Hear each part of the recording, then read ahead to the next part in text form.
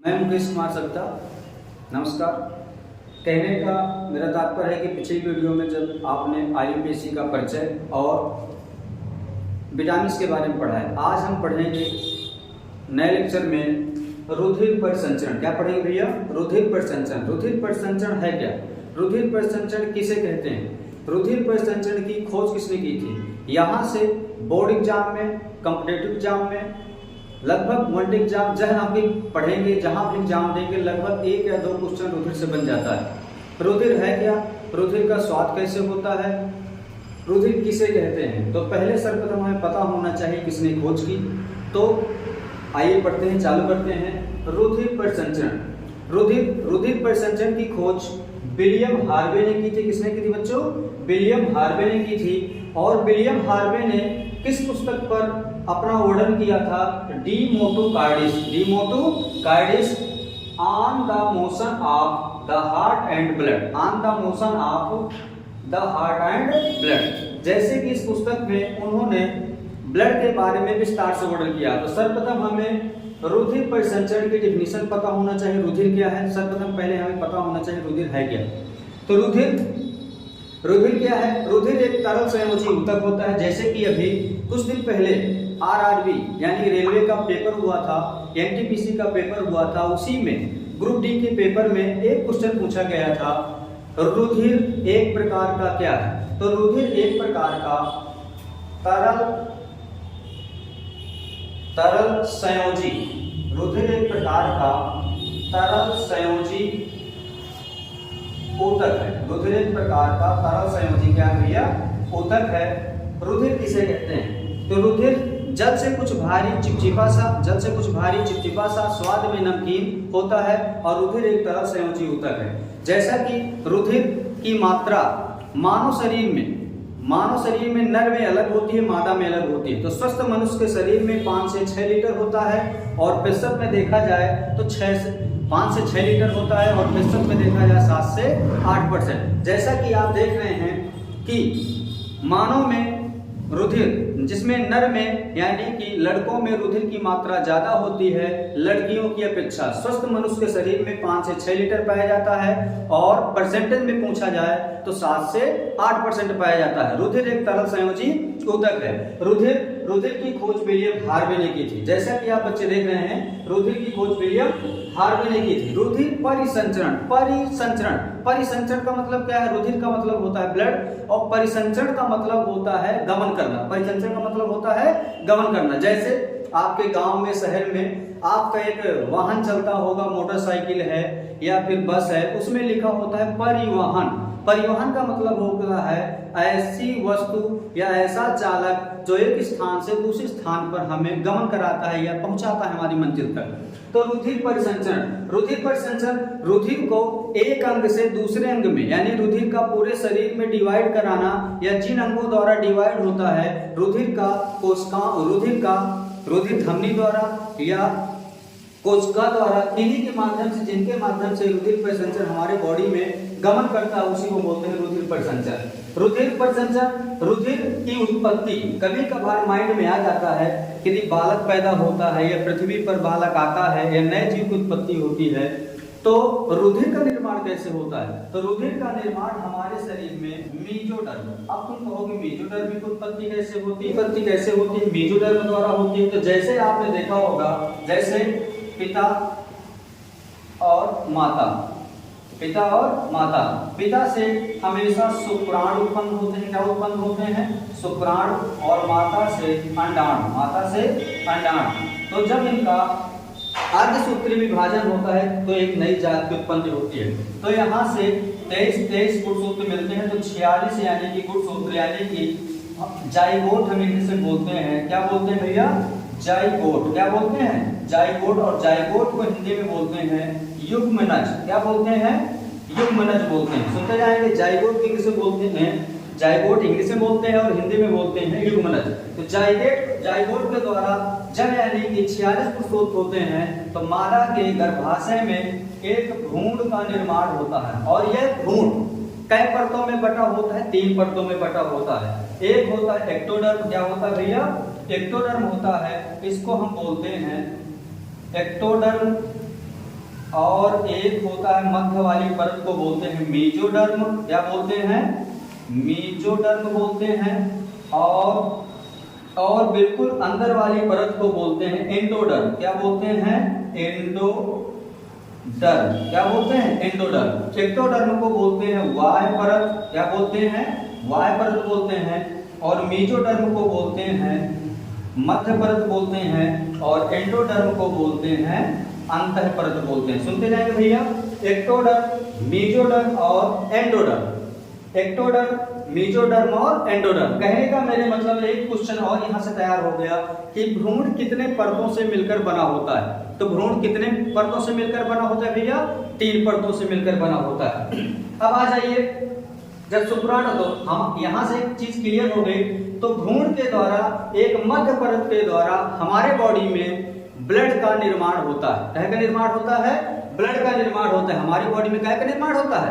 Blood का निर्माण होता है। और ब्लड स्वाद में नमकीन होता है। तो एक क्वेश्चन और है कि ब्लड में और कौन कौन से पदार्थ पाए जाते हैं और कौन कौन से अवयव पाए जाते हैं ब्लड में? तो रुधिर में 55% भाग तरल होता है। 55% भाग क्या होता है?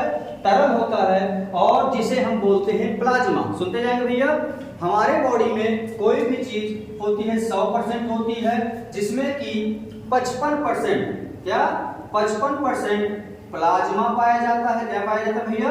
प्लाज्मा पाया जाता है। और 45% जो पाए जाते हैं वो रुधिर होता है। और रुधिर वह क्या होता है? ठोस होता है। क्या होता है? ठोस होता है। तो 45% भाग क्या होता है? ठोस होता है। प्लीज सुनते जाएं।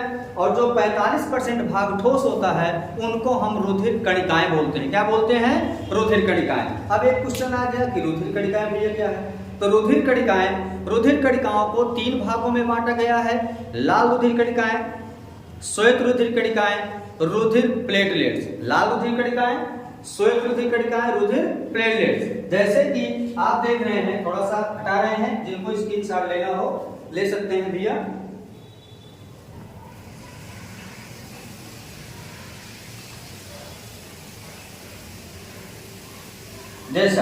जैसा कि ब्लड को यानी ब्लड यानी कि दो चीजों से मिलकर बना होता है, जिसमें कि लगभग 55% भाग तरल होता है और वह क्या कहलाता है? प्लाज्मा कहलाता है। और 45% भाग ठोस होता है, वह रुधिर कणिकाएं कहलाती हैं। रुधिर कणिकाओं को 3 भागों में बांटा गया है। कई भागों में बांटा गया है? 3 भागों में बांटा गया है। एक होता है एरिथ्रोसाइट। क्या होता है? एरिथ्रोसाइट्स।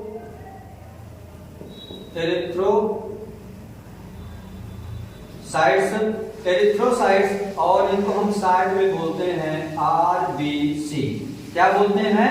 आरबीसी बोलते हैं। और इनका भाग हमारी बॉडी में लगभग 44% होता है। कितने भाग होता है? 44% भाग होता है। और दूसरा होता है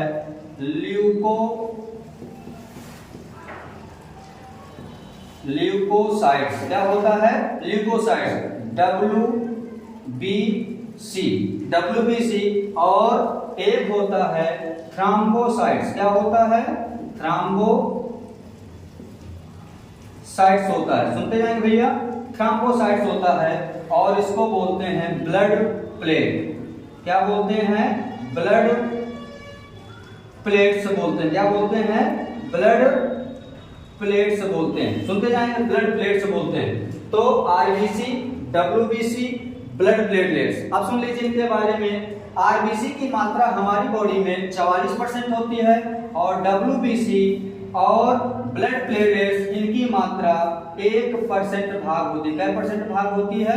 1% भाग होती है। 45% हो गया पूरा, जिनमें की 55% भाग हमारा प्लाज्मा पाया जाता है, जो किस अवस्था में होता है? तरल अवस्था में होता है। किस अवस्था में होता है? तरल अवस्था में होता है। Erythrocytes, leucocytes, thrombocytes.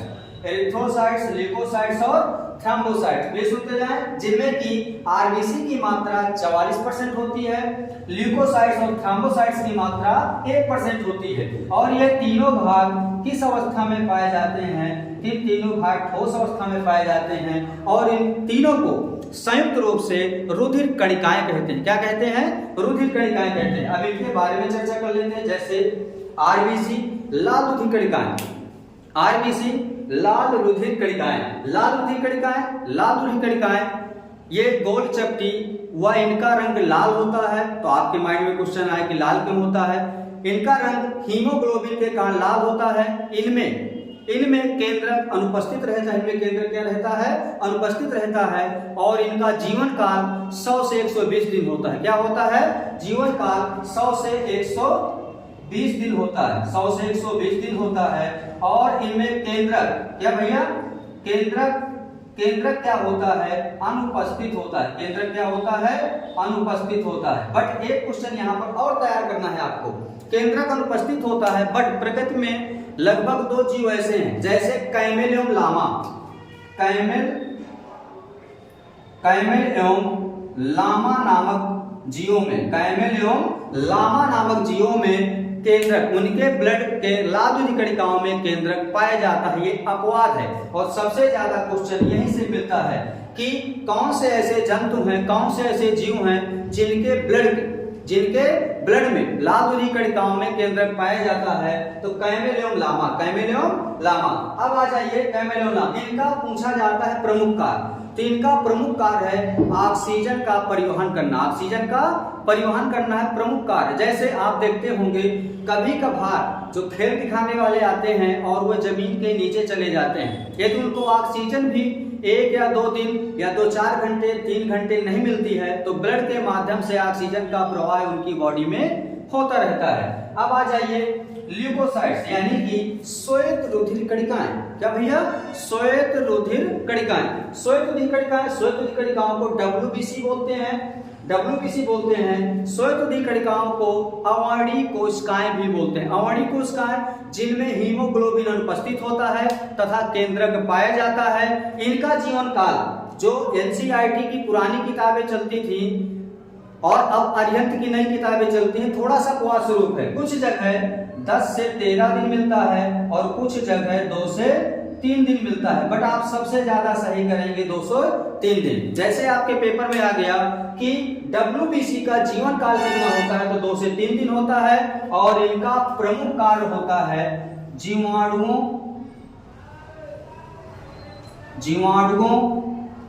व रोगाणुओं, जीवाणुओं व रोगाणुओं का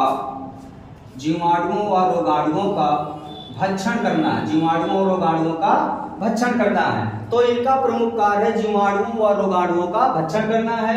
इनका जीवन काल 2 से 3 दिन होता है।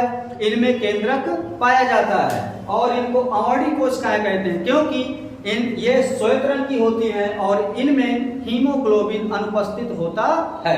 अगला क्वेश्चन आ जाए थ्रोम्बोसाइट्स। इनका जीवन काल मात्र 1 सप्ताह का होता है। इनका जीवन काल कितना होता है भैया, मात्र 1 सप्ताह का होता है। इनकी कमी से रक्त का थक्का नहीं बनता है। जब कभी चोट लग जाती है या प्रसव के दौरान महिलाओं को यानी मादा को, हमारी माँ और बहन, प्रसव के दौरान हमारी माताओं एवं बहनों को ब्लीडिंग जिसे बोलते हैं, ब्लीडिंग का थक्का न बनने के कारण, ब्लीडिंग लगातार चलने के कारण उनकी मृत्यु भी हो जाती है। वो थ्रोम्बोसाइट, इनका जीवन काल होता है मात्र 1 सप्ताह। इनका जीवन काल क्या होता है, मात्र 1 सप्ताह होता है। तो मात्र 1 सप्ताह जीवन काल होता है। ये कौन सी कणिकाएं हैं, थ्रोम्बोसाइट्स। कौन सी कणिकाएं हैं, थ्रोम्बोसाइट्स हैं। ब्लड प्लेट्स, क्या हैं, ब्लड प्लेट्स। अगले आ जाइए, इनमें भी केंद्रक नहीं पाया जाता है। इनमें भी केंद्रक नहीं पाया जाता है। कहने का मेरा मतलब है इनका जीवन काल मात्र 1 सप्ताह का होता है। तो थोड़ा सा जल्दबाजी में एक बार में देख लीजिए, इनमें केंद्रक नहीं पाया जाता और थ्रोम्बोसाइट्स में भी केंद्रक नहीं पाया जाता और ल्यूकोसाइट्स में केंद्रक पाया जाता है। ल्यूकोसाइट्स में केंद्रक पाया जाता है। जैसे कि आप देख रहे हैं एरिथ्रोसाइट्स, ल्यूकोसाइट्स, थ्रोम्बोसाइट्स, इनके दूसरे नाम, इनको बोलते हैं लाल रुधिर कणिकाएं। और पेपर में एरिथ्रोसाइट्स नाम से आ जाता है कि एरिथ्रोसाइट्स का जीवन काल कितना होता है और ल्यूकोसाइट्स का जीवन काल कितना होता है, यानी कि WBC श्वेत रुधिर कणिकाओं का। थ्रोम्बोसाइट, जैसा कि आप एरिथ्रोसाइट यहाँ पर आप चित्र के माध्यम से भी देख सकते हैं और ल्यूकोसाइट्स को भी चित्र के माध्यम से, जैसे कि वन लाइनर क्वेश्चन भी देख सकते हैं आप। आरबीसी की संख्या में कमी आने को क्या कहते हैं, तो आरबीसी की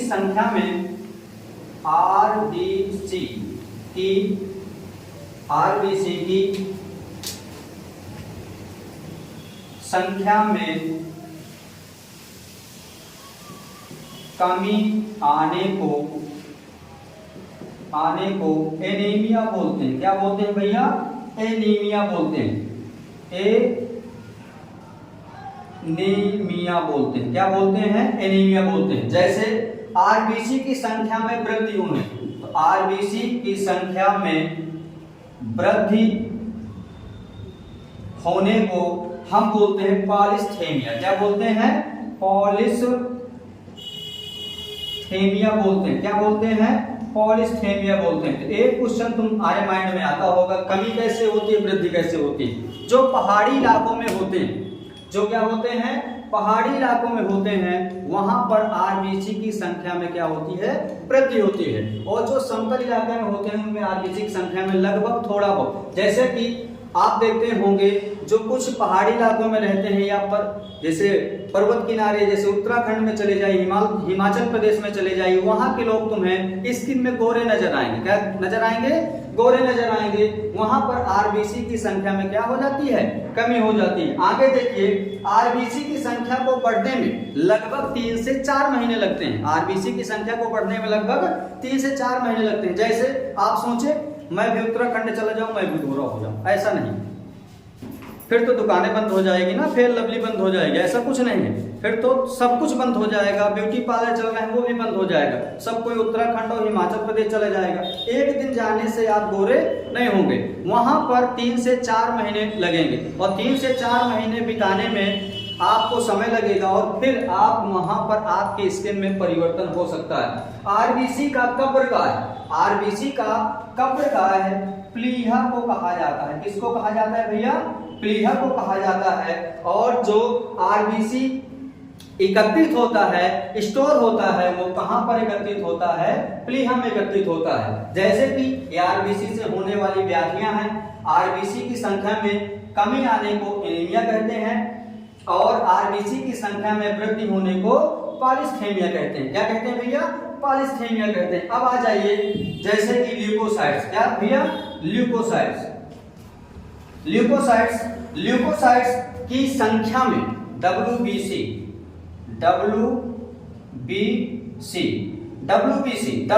की संख्या में कमी को ल्यूकोपीनिया कहते हैं। क्या कहते हैं?